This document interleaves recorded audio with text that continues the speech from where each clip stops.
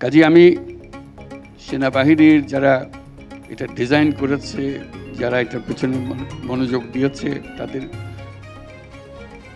Talent এখানে contribute করেছে, তাদের সবাইকে অভিনন্দন জানাচ্ছি। তারা সবাই একটা ঐতিহাসিক কাজের সঙ্গে জড়িত এবং এখন পর্যন্ত আমরা যা দেখছি, যখন সম্প্রীতি ভবন নির্মাণ হবে এটার থেকে যেন বিচ্ছিন্ন হয়ে না যায়, এমন একটা ভবন করলাম যে মনে হয় না যে ইতিহাসের সঙ্গে মিল আছে। আমি দেখি নেই, আমি শুধু স্মরণ করিয়ে দিচ্ছি, এটা মহান কৃতিত্ব এবং মহান সম্মানের ব্যাপার যে আমরা যেটা করতে পারছি।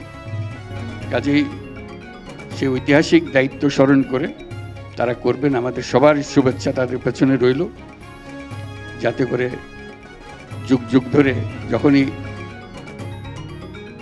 এই সম্প্রতি ভবনে আসবে, যারা এটা তৈরি করেছিল তাদের প্রশংসা করে যে কি চমৎকারভাবে সে কনসেপচুয়ালাইজ করেছে পুরো জিনিসটাকে।